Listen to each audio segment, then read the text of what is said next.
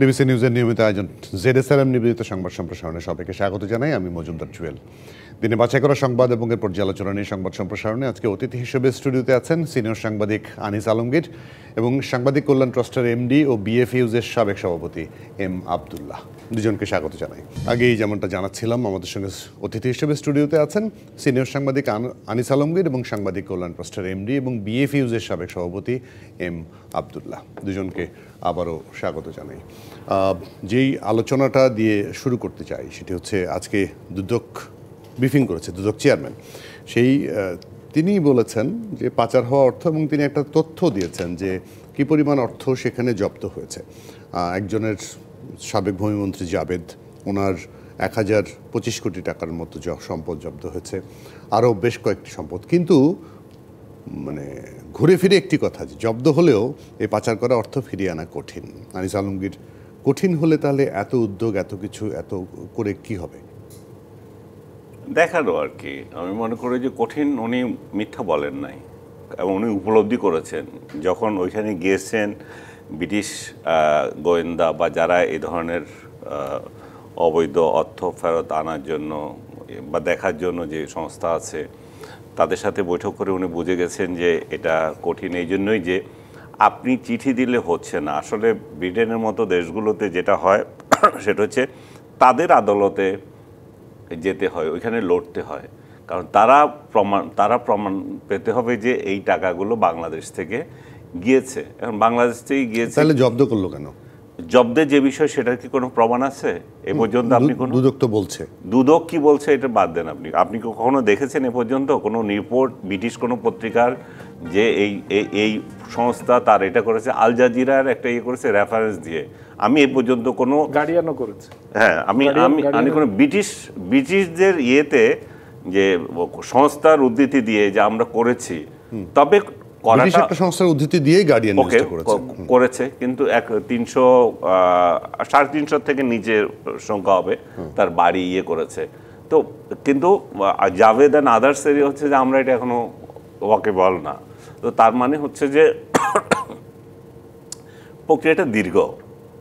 আপনি খেয়াল করে দেখবেন, এই যে সম্পদ বাইরে যতগুলো যায়, এগুলো বাংলাদেশের যে চেষ্টা করে সে আনার পরিমাণ কি? জিরো বলতে পারেন আপনি। 21 কোটি, হ্যাঁ, 21 কোটি, বহু বছর আগে 21 কোটি এই ইতিহাসে এখন পর্যন্ত 21 কোটি। এটা তো কোনো টাকাই না।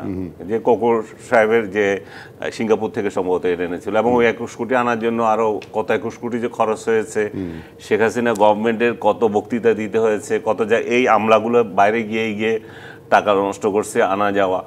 আসলে আমরা যে জিনিসটা সবচেয়ে বেশি গুরুত্ব দেওয়ার, সেটা হচ্ছে এখান থেকে কিভাবে যাচ্ছে, আপনি সেটা রোধ করতে পারছেন না কেন, এখান থেকে কেন যাবে কেন। আরেকটা বিষয় হচ্ছে যে এখানে থেকে যারা করছে তারা কি কারণে করছে, সেই জিনিসগুলো ফাইন্ড আউট করা। আমি কেন এখানে ইনভেস্ট করছি না, জাভেদ এই সম্পদ বাংলাদেশে কেন করে নাই, বাংলাদেশ থেকে বাইরে গিয়ে সে ওইখানে গিয়ে কেন ওই ব্যবসা করতেছে। জাভেদ এটা নিজের বাড়ি না, সে বলছে ব্যবসা করছেন। তো ব্যবসা যদি করেন, এই ব্যবসা উনি এখানে করছেন, উনি দুবাইতেও করছেন। তো তা বাংলাদেশি ব্যবসায়ীরা নিজেদের দেশে কেন স্বাচ্ছন্দ্য বোধ করছে না? এটা তো শুধু না, আজকে আপনি বলেন যে বসুন্ধরার 2 পরিচালক, তাদেরও সেই সম্পদ এখানে আছে। আমি এর আগে দেখছিলাম সালমান এফ রহমানের ছেলের সম্পদ তো একইভাবে বলছে যে ওইখানে জব্দ করা হয়েছে। তো এই লোকগুলো কেন টাকা নিয়ে যায়? একটা হচ্ছে যে সরকার থেকে তারা সেই ধরনের সুবিধা পায়, সরকারের মধ্যে থাকা লোকজন তাদেরকে এটা পাচার করতে সহায়তা করে। তারাই সরকারি ছিল।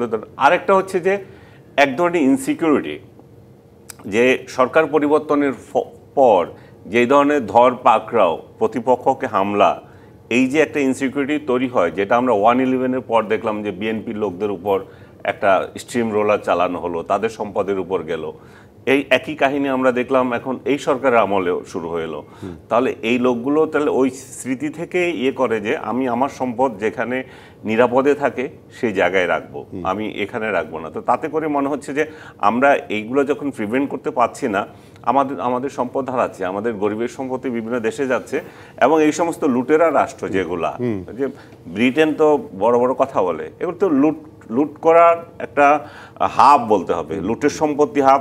শত শত বছরের ইতিহাস তো আছে, এই সময়েরও আছে। পাকিস্তান বাংলাদেশ ভারতের সব লুটেরাদের টাকা ওইখানে আছে, সব দুর্বৃত্তরা ওইখানে গিয়ে আশ্রয় নিয়েছে, সব বড় বড় খুনের মামলার লোকগুলো আপনি যদি পাবেন কোথায় আশ্রয় নেয়, ব্রিটেনে যায়। তো ওরা বড় বড় কথা যতই বলুক, আইন মানে আমাদের নীতি কথা শিখাক, কিন্তু লুটের সম্পত্তি পাহারা দেওয়ার ক্ষেত্রে তারা কিন্তু আইন এমনভাবে করে রেখেছে আপনি আনতে পারবেন কিছু করতে পারবেন না। ইমাম আব্দুল্লার কাছে আসে যে এই যে লুটের সম্পত্তি যখন ওরা পাহারায় দিচ্ছে এবং ইউকেটা একটা ভালো জায়গায় লুটপাট করে নিয়ে যাওয়ার জন্য, তাহলে তারা কেন টাকাটা দিবে? এর পাশাপাশি ধরেন যাই যাক 1,000, 2,000, 5,000 কোটি টাকা যেটাই যাক, এই টাকাটা তো ওদের ইকোনমিতে এখন রোল করছে। তারা কি চাইবে এই টাকাটা আবার ফেরত যাক? দেখুন, আমরা এটা ফেরত আনা কঠিন, এই বাস্তবতা স্বীকার করেছেন দুদক, সরল স্বীকারোক্তি দিয়েছে, এটা একটা দিক, ঠিক আছে। কিন্তু তারপরেও কেন চেষ্টা, এই প্রশ্নটা তো আসছে। এই চেষ্টা তো করতে হবে এই কারণেই যে যারা এই জাবেদরা বা টিউলিপ বা তার মা যিনি শেখ রেহানা, সেখানকার তিনি প্রতিষ্ঠিত এবং সেখানকার নাগরিকও, তো সেই জায়গাটাতে তারা এই সম্পদগুলো নিয়ে গেছে কি কারণে? দেশে যেমনটি আনিস আলমগীর বলছিলেন যে ইনসিকিউরিটিটা কেন, এই ইনসিকিউরিটিটা পরিস্থিতিটা তৈরি হয় কেন? তৈরি হয় ক্ষমতার অপব্যবহারের কারণে, দমন নিপীড়নের কারণে এবং অবৈধভাবে অর্জনের কারণে। কারণ সে জানে যে আমি অবৈধভাবে লুটপাট করছি, এটা বাংলাদেশে থাকলে এটা বাংলাদেশে আমি রাখতে পারবো না, ধরে রাখতে পারবো না, এটা যখন হবে। এই কারণেই তো সেখানে সরিয়ে নেয়। তো এখন যে এই যে উদ্ধারের জায়গাটা বা জব্দের জায়গাটা, জব্দের সাফল্যটা অন্তত এটুকু, যদিও আমাদের এখানে ফেরত আনা কঠিন, আইনগত প্রক্রিয়া, নানান কারণে সেখানে তারা ওই ইকোনমিতে, এটা যে বিশাল একটা তাদের ইকোনমিতে রোল করছে যেটা আপনি বলছিলেন, অন্তত এতটুকু তো হলো যে বাংলাদেশের বার্তা, ভবিষ্যতে যারা লুটপাট করবে তাদের জন্য এটুকু বার্তা দেয়া তো গেল যে সম্পদ অর্জন করবা কিন্তু সেটি তারা তুমি ভোগ করতে পারবা না। এইটুকু বার্তাও কিন্তু কম সাফল্য না আমি মনে করি। ঠিক আছে, আপনি আনতে পারলেন না, এটার প্রক্রিয়া জটিল, এটা আছে। আবার কিছু কিছু জায়গা থেকে আনাও সম্ভব হয়, সেটা এক এক দেশের আইনের ধরন এক এক রকম, কিন্তু অন্তত পক্ষে সে ভোগ করতে পারলো না। এবং এই যে তার এইটা জব্দ করার কারণে সে যে কত বড় লুটেরা, সেটা জনগণের সামনে যে এটা তুলে ধরা গেল, এটা একটা সাফল্যের জায়গাটা। অন্যদিকে হলো সেটা সেখানে আটক থাকার কারণে ভোগ করতে পারলো না, এবং যাদের কারণে, যাদের সহযোগিতায় সেখানে নিয়েছে, এই যে এই জাবেদের এই সব সম্পত্তি যে তার নিজের, আমি এটা বিশ্বাস করি না। আমি বিশ্বাস করি জাবেদ পরিবারটা শেখ হাসিনা পরিবারের সাথে এত বেশি ক্লোজ। আপনি জানেন যে তার বাবা তো অনেক বড় ব্যবসায়ী ছিল একসময়, তার বড়, তারা তো করতে পারে না ব্যবসা করে। তার কত বড় ব্যবসায়ী, হ্যাঁ, ইউসিবি ব্যাংক কিভাবে মতিঝিলে দখল করেছে অস্ত্র নিয়ে, সেটাও তো আমরা দেখেছি। তো ব্যবসায়ী হলে, বড় হলে তাদের যে চরিত্র ভালো হবে সেটা তো আমরা দেখিনি। তার বাবা তো কুখ্যাতি পেয়েছিলেন সেই ব্যাংক দখলকে কেন্দ্র করে। তার বাবা এখন নাই, আমি সেদিকে আর বেশি যেতে চাই না। কিন্তু বাস্তবতা হচ্ছে তার পরিবারটা, তার বাবা থেকে শুরু করে এই পরিবারটা শেখ হাসিনা পরিবারের সাথে খুবই ঘনিষ্ঠ, যে কটি পরিবার আছে তার মধ্যে কিন্তু একটি। তো এই সম্পদগুলো যে বিদেশে গড়েছে, এই সম্পদগুলো সবই তার ভোগ করার জন্য তার নিজের সম্পদ হিসেবে গড়েছে, এটা আমি বিশ্বাস করতে চাই না। এইটা যে তৎকালীন যে সরকার ছিল, সেই সরকার সিকিউর কার কাছে সম্পদগুলো থাকলে তারাও এটার সুবিধা পাবে, সেই হিসাবে জাভেদ, সালমান রহমান এদেরকে বেছে নেওয়া হয়েছে, তাদের মাধ্যমে সম্পদগুলো গেছে। এবং এগুলার পার্টনার আমি বিশ্বাস করি যে শেখ হাসিনা পরিবারের অনেকেই, হয়তো সেটা আমার কাছে প্রমাণ দিতে পারবো না, কিন্তু পাবলিক পারসেপশন যদি বলেন, আর আমরা তাদের পারস্পরিক সম্পর্কের যে জায়গাটা আমরা জানি, তাতে এটা বিশ্বাস করার যথেষ্ট কারণ আছে যে এটা শেখ পরিবারের লোকজনের সম্পদই জাভেদের সেই সম্পদে পার্টনারশিপ থেকে থাকতে পারে। এবং আপনি দেখেন একটা মানে কতটা বিস্ময়কর, পৃথিবীর আমার মনে হয় দ্বিতীয় কোনো দেশ পাওয়া যাবে না যে দেশের একজন ব্যবসায়ীর এতগুলো ফ্ল্যাট বিশ্বব্যাপী ছড়িয়ে থাকা এবং এত বড় সম্পদ দ্বিতীয় আর কোথাও খুঁজে পাবেন না আপনি। এটা বাংলাদেশকে কতটা একটা লুটের রাজ্যে পরিণত করা হয়েছিল বলে এই ধরনের তথ্যগুলো আমাদের সামনে আজকে আসছে। এবং তথ্য যেগুলো আসছে আমি মনে করি এটাও খুবই আংশিক তথ্য। এর বাইরে যারা লুট করে তাদের কিন্তু অনেক কলা কৌশল আছে যাতে তারা ধরা না পড়ে। এই কলা কৌশলের ফাঁক গলে হয়তো আমরা কিছুটা জানতে পারছি, কিন্তু এটাই যে প্রকৃত চিত্র, এটাই যে পুরো চিত্র, বাস্তবতা কিন্তু হয়তো তা না। এই জায়গাটা ওই যে দুর্নীতিবাজ বলছি, দুর্নীতিবাজ রাজনীতিবিদ, আমি ব্যবসায়ী বলবো না, যদিও রাজনীতিতে ব্যবসায়ীদের প্রভাব একটা বিশাল। এখন যেসব রাজনীতিবিদদের আমরা দেখি তাদের অনেকের সম্পর্কে এই ধরনের অভিযোগ আছে যে আপনার মানে আয়ের উৎস কি? রাজনীতি করে তো পেট চালানো এখন খুব কঠিন কাজ, বা এমপি হলে মন্ত্রী হলে কয় টাকা বেতন পায়। এখন এটা যদি তাদের কোনো আয়ের উৎস না থাকে, সেক্ষেত্রে দুর্নীতির সুযোগটা থাকে, পার্সেন্টেজ বাণিজ্যের সুযোগটা থাকে, সেই জায়গাটা থেকে আমরা কখন উঠতে পারবো? যদি না থাকে তাহলে তো এই টাকাটা তো তারা দেখাতে পারছে না বৈধ পথে, তারা বিদেশে পাচার করবেই না। সেটা অন্য একটা বিষয়। আয়ের উৎস নাই কেন? তারা তো এখন তো পার্লামেন্টের সিংহভাগ লোকই 80%-ই বলবো আমি ব্যবসায়ী। আপনি এমপিদের যে 63% পর্যন্ত গত বছর পর্যন্ত ছিল, 63 আপনি যখন বাকিরা দেয় নাই আর কি, সবগুলোতে ব্যবসা করে। সো এটা হচ্ছে এখন তো একটা ব্যবসায়ীদের ক্লাব পরিণত হয়েছে বাংলাদেশ সংসদ। সো সবাই ব্যবসা করছে, ব্যবসায়ীরা ওইখানে প্রাধান্য পাচ্ছে এবং তারা তাদের ব্যবসা দেখাতে পারছে। একসময় মৎস্য চাষ অমুক তমুক এগুলো দেখাতো, এখন তো অন্য কিছু দেখাচ্ছে এখন। এবং আমাদের এই জায়গা তো ক্লিয়ার না যে এই লোকগুলোর সম্পদ কত। এগুলা শেখ হাসিনার আমলেও যেমন এই সম্পদের হিসাব দেয় নাই, জনসম্মুখে এগুলো জানাই নাই। ডক্টর ইউনূস ক্ষমতায় এসে প্রথমে আমরা শুনলাম যে উনি তার উপদেষ্টাদেরকে সম্পদের হিসাব দেওয়ার জন্য বলছেন। আমি দেখি নাই কার সম্পদ কি আছে। স্বয়ং ডক্টর ইউনূস নিজেই তার সম্পদের হিসাব দেন নাই। সো তাতে করে তো আমাদের একটা থেকে যায় যে আসলে স্বচ্ছতার যে জায়গাটুকু, আমরা শুধু আমাদের মতো নিরীহ লোকরা 1 টাকা এদিক থেকে সেদিক হলে সেগুলার হিসাব হয়। ব্যাংকে 1 টাকা ঢুকে এই টাকাটা ওই টাকায়, এই ব্যাংক থেকে ওই ব্যাংকে যাচ্ছে, আপনি ওইটারই হিসাব করছেন। 1000 আর 1000, 2000 টাকা লেনদেন হয়েছে, 1000ই ছিল। তো সাধারণ লোকদের এগুলো নিয়ে দুদক বা আদার্স সংস্থাগুলো খুব নাচানাচি করে, কিন্তু ক্ষমতাবানদেরকে নিয়ে কেউ কিছু করে না। এই যে দেখেন এখন ডক্টর ইউনূসের যে উপদেষ্টা মণ্ডলী, এদেরকে নিয়ে কথা হচ্ছে, এদেরকে ইনডেমনিটি দেওয়ার কথা হচ্ছে। আজকে আপনাদের নিউজে দেখলাম আমি যে না, এর ধরনের কোনো কথা হয়নি, এরকম একটা হেডলাইনও দেখলাম। কিন্তু কথা হচ্ছে যে এরা যখন ক্ষমতা থেকে যাবে, আপনার কি মনে হয় দুদক এদেরকে ছেড়ে দেবে? আপনি দেখবেন দুদক তখন তো সেই সরকারের কথা শুনবে। হ্যাঁ, ব্যাপারটা ওইরকম দাঁড়িয়েছে। তখন অনেক কথা বলবে, নতুন কমিশন হবে, তখন তারা সেই সরকারের কথা শুনবে। এবং এই টাকাগুলো তখন আপনি শুনবেন যে অমুক এত টাকা পাচার করেছে। তো সে তখনও একই গল্প আমাদেরকে বলতে হবে যে সেই টাকা কিভাবে আসবে। ওই পাচারের জায়গাটা আব্দুল্লাহ আপনি নিশ্চয়ই খেয়াল করেছেন, বাংলাদেশ ব্যাংক গভর্নর বলেছেন মানে পাচার একদম বন্ধ হয়ে যাবে, এটা তিনি নিজেও বিশ্বাস করেন না। তিনি একটা উদাহরণ দিয়ে বলেছেন যে ধরেন আপনি আমেরিকায় থাকেন, আপনার সহায় সম্পত্তি এখানে আছে, টাকা আপনি বিক্রি করলেন, এই টাকাটা তো এখানে রাখার দরকার নেই, কিন্তু আপনি বৈধ পথে এটা নিতে পারছেন না, অবৈধ পন্থা অবলম্বন করছেন, সেটা তো আমি ঠেকাতে পারবো না। এটা একটা ছোট উদাহরণ, এরকম ভুরি ভুরি উদাহরণ আছে। তো সেটা কেন ঠেকাতে পারবো না? এটা যদি আমি বৈধ পথে একটা আইন করে বলি যে তুমি এই ট্যাক্স দিয়ে দিতে পারবা, তাহলে তো আমার রেগুলারাইজড হয়, সেটাও করতে পারবো না কেন? এটা আমাদের বাংলাদেশের আইনি দুর্বলতা। আমি ওই প্রসঙ্গে যাওয়ার আগে আনিস আলমগীর একটা কথার সাথে আমি একটু ডিফার করছি। উনি হয়তো জানেন না, এখানে আমার জানা মতে, আমি ছোট্ট জায়গা থেকে কাজ করি, বারবার প্রায় 3-4 বার তাগাদাপত্র দিয়ে কিন্তু সমস্ত আমলাদের কর্মকর্তাদের হিসাব নেওয়া হয়েছে, অ্যাডভাইজাররা হিসাব দিয়েছেন। এটা একটু খোঁজ নিলে জানতে পারবেন। এটা নিয়ে চিফ অ্যাডভাইজার আমি স্পেসিফিক বলতে পারবো না, তবে যেহেতু আমার মানে একদম কর্মকর্তা পর্যায় পর্যন্ত 4 দফা তাগাদা দিয়ে এগুলা নেওয়া হয়েছে, সেটা কর্মকর্তা, আমি আমলা পর্যায়ের কথা বলছি। আমি জানি আমলারা দিচ্ছে, আমলা পর্যায়ে, আপনি নিজেও দিচ্ছেন না সেটা, কিন্তু আমি দেখেছি, হ্যাঁ, ইয়াতে অ্যাডভাইজার পর্যায়েও দেওয়ার 2-1টি খবর দেখেছি। হয়তো যদি এটা নিয়ে আজকে আলোচনা করতে হবে, তাহলে আমি জেনেই আসতে পারতাম যে কে দিয়েছে। এটা না জেনে আমি এভাবে বলতে চাই না। কিন্তু যে প্রসঙ্গটি আপনি বললেন যে আমাদের যে আইনি ফাঁকফোকরগুলো আছে, আমাদের এই জায়গাটাতে অপরাধ করারই অনেক সুযোগ রেখে দেওয়া হয়েছে আমাদের আইনের এবং আমাদের শাসন ব্যবস্থায়। আপনি দেখেন টাকাগুলো পাচার হয় কিভাবে। আপনি দেখেন যে ধরুন আপনার একজন সন্তান পড়ালেখা করার জন্য আমেরিকাতে আছে, সে কোনোভাবে সেখানে সেটেল হয়ে গেল। সেটেল হয়ে যাওয়ার পর সে ওখানে ধরেন বাংলাদেশি টাকায় 5 লক্ষ টাকা সে পাচ্ছে স্যালারিতে, সেখানে একটা জব করছে।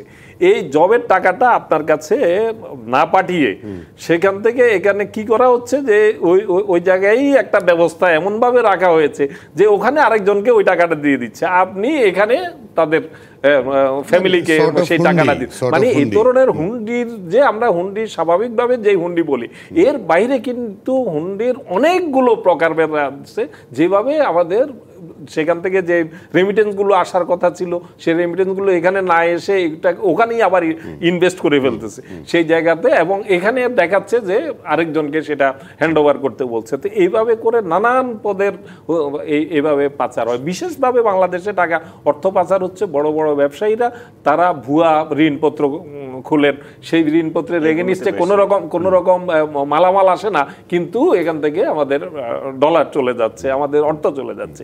এই জাতীয় অসাধু, যদি আমরা মানুষ হিসেবে, ব্যবসায়ী হিসেবে আমাদের নৈতিকতার জায়গাটাতে যতদিন পর্যন্ত আমরা দেশপ্রেম, নৈতিকতা এইগুলো যদি নিজের থেকে যদি আমরা চর্চা করতে অভ্যস্ত না হই, তাহলে এটা কোনো সরকারের পক্ষেই, এটা রাজনৈতিক সরকারগুলো তো আসলে তাদেরকে ভোগবাদী সমাজ, আমাদের রাজনীতি বেশিরভাগ ক্ষেত্রে যারা ক্ষমতায় আসেন পালাবদলের মাধ্যমে, এদের অনেকেই ভোগবাদী রাজনীতিতে বিশ্বাসী। সুতরাং তাদের এই যে আরো সম্পদ দরকার, আরো লাগবে, এই যে একটা প্রবণতা, এই প্রবণতার মধ্য দিয়েই কিন্তু আমাদের সমাজটা কলুষিত হচ্ছে। আমাদের ব্যাংক ব্যবস্থাটা এখন একদম মানে ফোকলা হয়ে গেছে, ধ্বংস হয়ে গেছে। আপনি দেখেন যে একটা বিরতি নিয়ে আসি, ব্যাংকটা নিয়ে আলোচনা করতে হবে আমার, কারণ এই ব্যাংকের মাধ্যমে তো এই কাজগুলো বেশ বিশেষ ক্ষেত্রে হচ্ছে এবং ব্যাংকগুলো খোকলা হয়ে গেছে।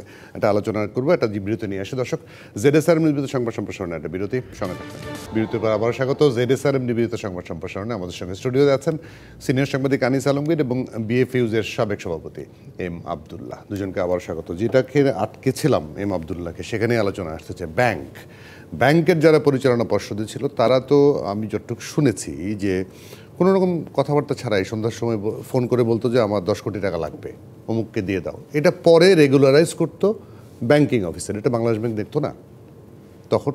এইভাবে টাকাগুলো পাচার হয়েছে, তো সেটা এখনো কি হচ্ছে না আমি জানি না।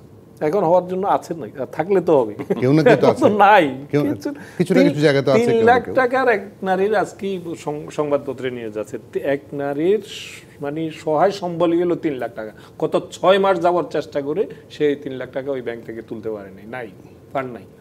গেলে 5,000 টাকা অফার করে যে 5,000 টাকা নিতে পারে, এখন লুট করার জন্য পাবে কোথায়? থাকতে হবে তো টাকা, আর কে লুট করবে এখন তো সেই সুযোগ নাই। আপনি যাই বলেন না কেন, শুধু ঢালাওভাবে মানে অভিযুক্ত করলে তো হবে না। এই গভর্নমেন্টের এখানে তো মানে দেশটাকে এমন জায়গায় রেখে গেছে, এখন এটা ধরে রাখাই তো একটা বড় চ্যালেঞ্জের জায়গা হয়ে গেছে।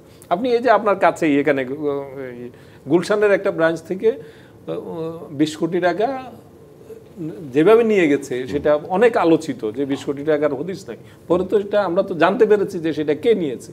তার পরদিন ফ্লাইট ছিল, আগের রাতে এখান থেকে 20 কোটি টাকা তোলা হয়েছে, এবং সেটা ক্ষমতার সর্বোচ্চ পর্যায়ের বিষয় দিয়েছে, এবং সেটা পরবর্তীতে সবই মানে লিক আউট হয়েছে, কিন্তু কিছু কোনো প্রতিকার নাই। এখন ওই ব্যাংক কি করবেন? আপনি 5টা ব্যাংকে এক করে এটাকে, আমার তো মনে হয় না, উদ্যোগ তো একটা কিছু নিতে হবে ব্যাংকগুলো মানে গ্রাহকদের টাকা পয়সা ফেরত দেওয়ার জন্য, কিন্তু বাংলাদেশের আইনের দুর্বলতাটা এত বাজে। আপনি দেখেন, আপনি এতগুলো, আপনি 1 কোটি টাকা রাখলেন, আপনি ব্যাংক যদি দেউলিয়া হয়ে যায় আপনি 2 লাখ টাকা পাবেন। এটা কোনো হলো কিছু? এটা কোন ধরনের আইন? এটা ব্যাংক যদি দেউলি হয়ে যায় আপনাকে 2 লাখ টাকা দিবে, সম্ভবত আমার যতটুকু মনে পড়ছে আইনের মধ্যে এরকম 2-3 লাখ টাকা পাবেন, এটা আইনেই বলা আছে সেটা। তো তার মানে তো এটা ব্যাংকটা করেই লুটপাটের জন্য। আপনি মহিউদ্দিন খান আলমগীর যখন যে ব্যাংকটা করলেন 400 কোটি টাকা, পুরো টাকাটাই লুটের টাকা, আবার সেই টাকা ব্যাংক করে সেখান থেকে আবার লুটপাট করে তারপরে সেই ব্যাংকের দায়িত্ব, নামটা পরিবর্তন করে ব্যাংকের দায়িত্বটা নিয়ে নিল সরকার, পুঁজি দিল সেই ব্যাংকে পদ্মা ব্যাংক নাম দিয়ে, সেখানে সমস্ত পুঁজি দিল সরকার, গভর্নমেন্টের টাকা। উনি ব্যাংক করে মানে যে টাকা নেয়ার লুট করা সেটা লুট করে চলে গেছেন। এটা একটা আজব একটা ব্যাপার না? তো এবার আসেন আমরা 4-5 জনের কারো কাছ থেকে যদি এরকম লুটপাট করে কিছু আইনে একটা ব্যাংক করতে পারলে, তখনকার পরিস্থিতিটা এরকমই ছিল। আপনি এক ব্যাংক থেকে ক্ষমতার দাপট দেখায় এক ব্যাংক থেকে একটা লোন নেবেন, তারপরে যাই একটা ব্যাংক করবেন, ব্যাংক করে সেখানে লোকজনকে প্রলুব্ধ করে টাকা পয়সা জমা করে পরে পুরা ব্যাংকের টাকা ইভেন আপনি যে 3-4টা এনআরবি ব্যাংক হয়েছে, 3টা এনআরবি ব্যাংক একই সঙ্গে অনুমোদন দিয়েছে। এই এনআরবি ব্যাংকগুলোর ইতিহাস তো আরো জঘন্য। আপনি এখানে আইনের মধ্যে আপনি বলে দিয়েছেন যে আপনি এখানে টাকা জমা করলে সেটা ডলার আকারে বিদেশে আপনি সেটা উত্তোলন করতে পারবেন, ট্রান্সফার করতে পারবেন। তাহলে হলোটা কি? আপনি এখানে 1000 কোটি টাকা এখানে জমা করবেন, আমেরিকাতে বসে, নিউ ইয়র্কে বসে, আপনি সেই টাকা ওখানে থেকে কথা ছিল এনআরবি, হ্যাঁ সেখানে এই আইনের মধ্যেই সেই এনআরবি ব্যাংক করার সময় ওই ব্যাংকগুলোর জন্য সেই সুবিধা দিয়ে দেওয়া হয়েছে এবং তারা সেই ব্যাংকগুলো কারা করেছে আমার এলাকার একজন আছেন নিজাম, চিনে থাকবেন হয়তো, সেই আওয়ামী লীগের নিউ ইয়র্কের নেতা, এনআরবি গ্লোবাল, 2-3টা ব্যাংক আছে তো এটা অনেক গোলায়া যায়, 2টা ব্যাংকের মধ্যেই এনআরবি শব্দটা আছে।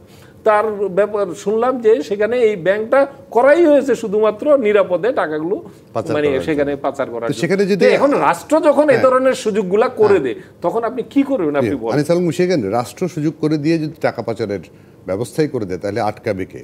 এবং সেই জন্য এদেরকে তো মানে ধরাই যাচ্ছে না যারা বড় ধরনের পাচারটা করেছে, কয়েকটা গ্রুপ যারা এখন বাংলাদেশেরই নাগরিক না, তাদেরকে ধরে আপনি টাকা আনবেন কি করে?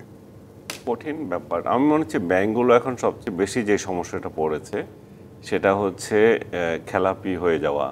মনে করেন এদের মালিকেরা অগণিত টাকা ওদের থেকে তুলেছে, সেটা ব্যাংকও সহ্য করেছে, ব্যাংকের তো একটা হিসাব আছে। তা এখন এবং তারা যখনই ডিউ হতো তখন এটার যে এটা একটা ন্যূনতম একটা যেটা দিতে হয় সেটা দিত, তো দিলে খাতাপত্রে এটা দেখাচ্ছে যে ঠিক আছে। তো এখন তো সেই দেওয়াটাও নাই, সেই দেওয়াটা যখন চলে গেছে তখন বড় অঙ্কে খেলাপি হিসাবে তারা আবির্ভূত হচ্ছে। যে সমস্ত ব্যাংকের পরিচালকরা লুট করেছে তাদের, এবং তাদের মধ্যে কিছু তো সালমান এফ রহমান সহ অনেকে তো জেলে আছেন, অনেকে পালিয়ে আছেন, অনেকে দেশের বাইরে আছেন। তো এদের জন্য তো আমি মনে করি যে সরকার যারাই আসুক, যে লুটেরাদের জন্য তো নিয়ম একই রকম, এই লুটেরা যাবে আরেক লুটেরা আসবে, এগুলো তো নতুন কিছু না, এগুলো নিয়ে বলার সময় অপচয় করা। একদম। আর একটা বিরতি নেই, তারপরে অন্য আলোচনায় যাচ্ছি। দর্শক আপনারা থাকবেন আমাদের সঙ্গে, আপনারা আছেন ZSRM নির্মিত সংবাদ সম্প্রসারণের সঙ্গে। বিরতির পরে আবার স্বাগত ZSRM নির্মিত সংবাদ সম্প্রসারণে। আমাদের সঙ্গে স্টুডিওতে আছেন সিনিয়র সাংবাদিক আনিস আলমগীর এবং BFUজ-এর সাবেক সভাপতি এম আবদুল্লাহ। আবারও স্বাগত দুজনকে। এম আবদুল্লাহ, তারেক রহমানের বসে এবং ডক্টর ইউনূস বৈঠক, এটা তো talk of the city, talk of the country. সেটার আজকে আবার বিএনপির পক্ষ থেকে কিছু বক্তব্য এসছে, যেটির মুদ্রা কথা হচ্ছে যে এই বৈঠকের পরে দেশে বিশৃঙ্খলা কমে গেছে। এটা একটা সিগনিফিক্যান্ট, বা এটা কিন্তু এক ধরনের সত্যতাও আছে যে বিশৃঙ্খলা আমরা এই রোজার আগ মানে এই ঈদের আগ পর্যন্ত দেখেছি, সেটা কিন্তু বা এরকম হতে পারে যে মাত্র ছুটি শেষে শুরু হলো, এরকম হতে পারে। আপনি কি মনে করেন? এভাবে এতটা সরলীকরণ করা আমার মনে হয় যে ঠিক হবে না। কি সেটা হলো যে বিশৃঙ্খলা, যদি বিএনপি বলে যে বিশৃঙ্খলা কমে গেছে তাহলে তো একটা প্রশ্ন আসতে পারে যে বিশৃঙ্খলার পেছনে কি। এভাবে আমি বলতে চাই না, কিন্তু কেউ যদি কোনো মানে দুর্মুখারা যদি এরকম বলে তাহলে কি উত্তর দিবেন তারা? এটা বিষয়টা এভাবে সরলীকরণ করা ঠিক হবে না। তবে এটা তো মনস্তাত্ত্বিক একটা বিষয়, এটা ঠিক আছে। যখন বিএনপির সাথে দূরত্ব হচ্ছে, যারা মোটামুটিভাবে ক্ষমতার বারান্দায় আছে বলা যায়, যে একটা নির্বাচন সুষ্ঠু হলে বিএনপি ক্ষমতায় যাচ্ছে, এ ধরনের এটাই এখনো পর্যন্ত দৃশ্যমান বাস্তবতা। তো সুতরাং এরকম একটি দল যেটি ক্ষমতায় আসছে সামনে, তারা যখন সরকারের সাথে বৈরী থাকে এবং অসহযোগিতা করে, তখন তো কেউ কেউ সুযোগ নেওয়ার চেষ্টা, সেই সরকারের সেই দুর্বলতার সুযোগটা নেওয়ার চেষ্টা করবে। এটা যদি মিন করে থাকেন যে বিএনপির সাথে বোঝাপড়া হয়ে যাওয়ার কারণে, তাহলে অনেকে যারা দুর্বলতার সুযোগ নিতে চাচ্ছিল তারা এখন আর নেয়ার ব্যাপারে পুনর্বিবেচনা করছে, এই অর্থে যদি বলে থাকেন আমি এটাতে এগ্রি করি, এটা হতেই পারে। কিন্তু আমি যেটা দেখছি এই মুহূর্তে সেটা তো সেরকম কিছু আমার কাছে মনে হচ্ছে না। অলরেডি তো আমরা আন্দোলন তো দেখছি, গতকালও প্রেস ক্লাবের সামনে আমরা দেখলাম যে বিশেষ করে যে বেসরকারি শিক্ষক নিবন্ধন পরীক্ষা নিয়ে একটা লঙ্কাকাণ্ড ঘটে গেছে, সচিবালয়ে তারা ঢুকতে চাচ্ছিল এবং সচিবালয়ের ভিতরেও কিন্তু মুভমেন্ট চলছে ধারাবাহিকভাবে গতকাল থেকেও। এর বাইরে আমরা দেখলাম যে ছাত্রলীগ শাহবাগে আজকে মিছিল করার চেষ্টা করেছে, সেখানে ককটেল বিস্ফোরণের ঘটনা ঘটেছে। আন্তর্জাতিক ট্রাইব্যুনালের গেটে 2 দফা ককটেল বিস্ফোরিত হয়েছে। তো এই জায়গাগুলোতে তো আমাদের একদম যে উদ্বেগ মুক্ত আমরা হয়ে গেছি, আমি সেই জায়গাটা এখনো স্বস্তির জায়গা দেখছি না।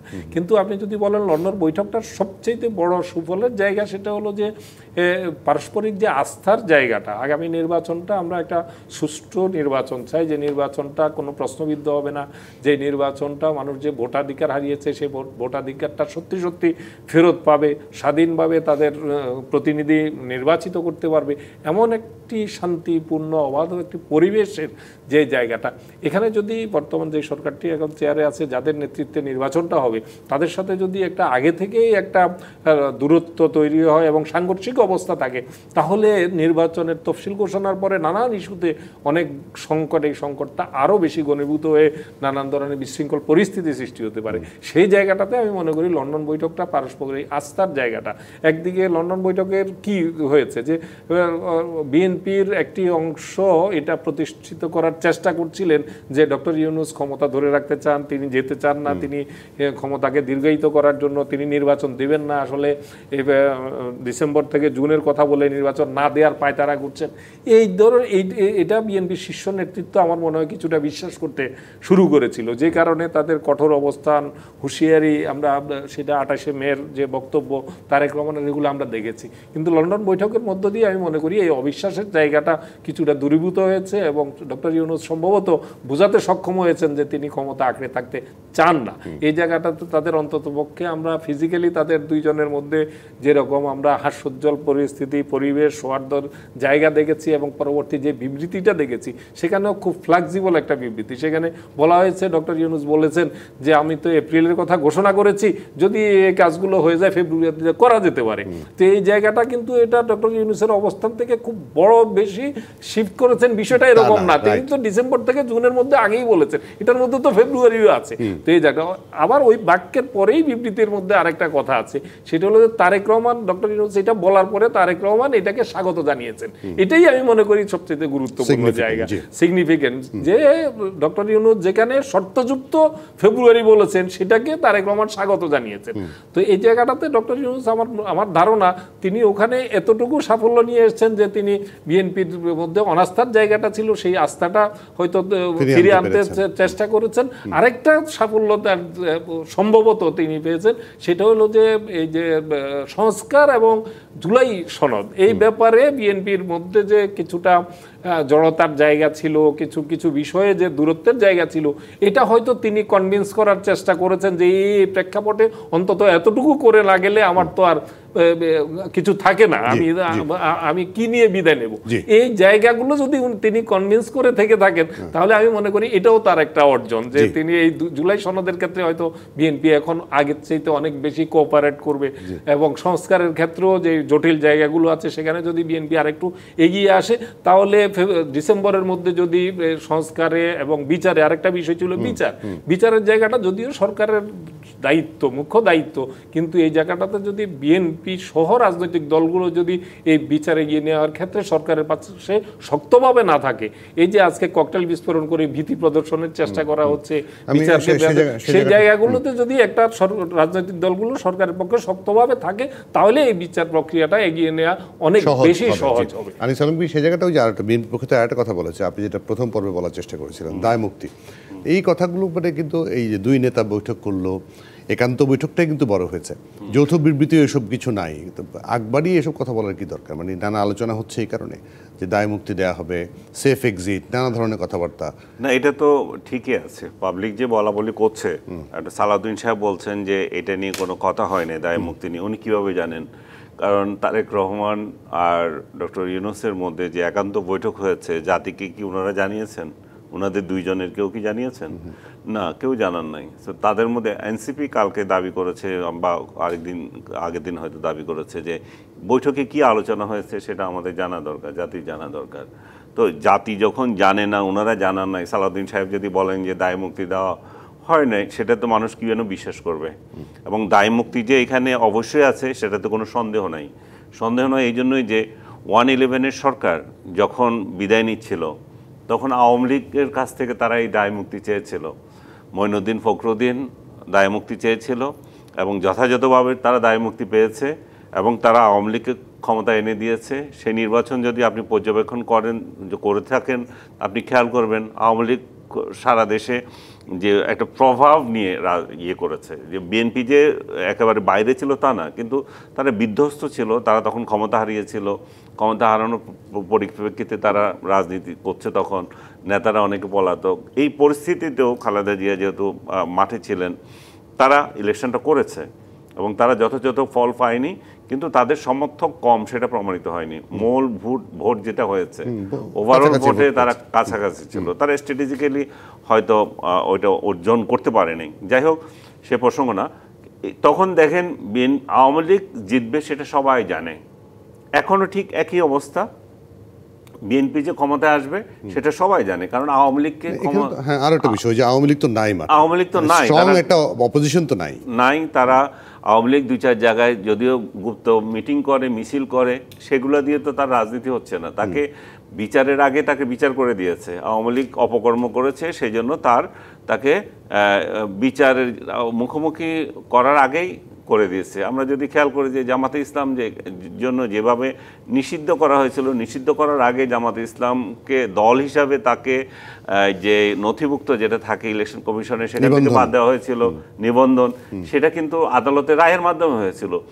তারপরে যাই এটা ঘটনা হয়েছে কয়েক বছর লড়াই করে। আর এখানে লড়াইয়ের কোনো দরকার হয় নাই। প্রথমে আওয়ামী লীগ নিষিদ্ধ কার্যক্রম, তারপর আওয়ামী লীগের নিবন্ধন নিষিদ্ধ। এখন আওয়ামী লীগ সামনে ইলেকশন করতে পারবে কিনা সেটারও ঠিক নাই, পারবে না তো বলে দিয়েছে, পারবে না। তো এমন একটা পরিস্থিতিতে এখন জনগণের কাছে তো খুবই ক্লিয়ার, আগামীতে ইলেকশন কে যাবে ক্ষমতায়, বিএনপি যাবে। তো বিএনপি যদি যায়, ডক্টর ইউনূস যে সমস্ত অ্যানার্কি এদেশে তৈরি, ওনার শাসনে তৈরি হয়েছে, যেভাবে আপনারা বলছেন যে মব কালচার কমে গেছে বা কি জানি একটা বললেন, যে স্থিতিশীলতা আসছে, এটা হাস্যকর। কোনো স্থিতিশীলতা আসে নাই, মব কালচার চলমান আছে। তো যেই কালচার উনি তৈরি করে দিয়ে গেছেন, যখন যাকে মব কালচার কি চালু আছে, গত কয়েকদিনের একটা উদাহরণ দেন, যে গত 15 দিনে একটা মবের ঘটনা, বহু ঘটনা ঘটেছে। আমি বলতেছি একটা ভদ্রলোক আওয়ামী লীগের ভাইস প্রেসিডেন্ট, কোন একটা উপজেলায়, ওনার বিরুদ্ধে কোনো মামলা নাই, মুক্তিযোদ্ধা, তার মাথা ফাটাই দিয়েছে। এ ধরনের ঘটনা সবসময় বাংলাদেশে ছিল, এগুলা সামাজিক রাজনৈতিক সেটা সবসময় সিলেটে পর্যটকদের সঙ্গে যা ঘটেছে। আমি শেষ করি, মব কালচার শেষ হয় নাই, যে যতই যে বলুক, মব কালচার শেষ হয় নাই। এবং ডক্টর ইউনূস যে কালচার শুরু করে দিয়েছেন, এটা কিন্তু বিএনপি যদি ক্ষমতায় আসেও তাদের প্রতিরোধ করতে সুবিধা হবে। কারণ এক স্রোতে যখন একটা রাষ্ট্র থাকে, আমরা বারবার এই জন্যই বলছি একটা নির্বাচিত সরকার দরকার। নির্বাচিত সরকার যদি থাকে, এগুলো প্রতিরোধ করা যায়, তখন এক কেন্দ্রিক হয়। এখন তো সবাই রাজা, জামাত, এনসিপি, বিএনপি, যে যেখানে পাচ্ছে সে রাজা। মব কালচার এই জন্য এখানে তৈরি হয়ে গেছে। আনিস আলমগীর বিএনপি ক্ষমতায় আসার পরও এই ভাষাই কথা বলবেন, আমি ধারণা করি। অবশ্যই বলবো না কেন, ওই তো যদি মব কালচার তারা চালু করে। এই যে এখন যে পার্থক্যটা খুঁজে পাচ্ছেন, তখন আবার পার্থক্য খুঁজে পাবেন না, এরকম হতে পারে। এই যে তখন মব কালচার যদি এই চলতে থাকে, বিএনপি থাকলেও বিএনপির সময়ও এটা যে চলবে না তার কোনো গ্যারান্টি নাই। আর তখন ডক্টর ইউনূস এন্ড তার সহযোগীদের উপর যে হামলা হবে, সে হামলাও তো এই মব কালচারের এক্সটেনশন। তো এই সমস্ত কারণে মঈনুদ্দিন ফখরুদ্দিন যেভাবে এক্সিট নিয়েছিল, সেভ এক্সিট, ডক্টর ইউনূস এবং তার সভাসদকেও তাই নিতে হবে। এবং সেটা বিএনপির সাথে তাদের বোঝাপড়া হয়ে গেছে, এবং একটা নকশা হয়ে গেছে, কিভাবে কিভাবে যাবে, ইলেকশন কিভাবে হবে, কিভাবে শান্তিপূর্ণভাবে ক্ষমতা হস্তান্তর করবে। যদি বলা হয় যে না, আমাদের কিছু হয় নাই, আমরা দায় মুক্তি দিই নাই, এটা মানুষ বিশ্বাস করে। অনেক ধন্যবাদ। আজকে আমাদের সময় দেওয়ার জন্য। প্রেক্ষাপট সম্পূর্ণ ভিন্ন। এই ছিল জেড এস আর এম নিবেদিত আজকের সংবাদ সম্প্রসারণে। ডিবিসির সঙ্গে থাকবেন।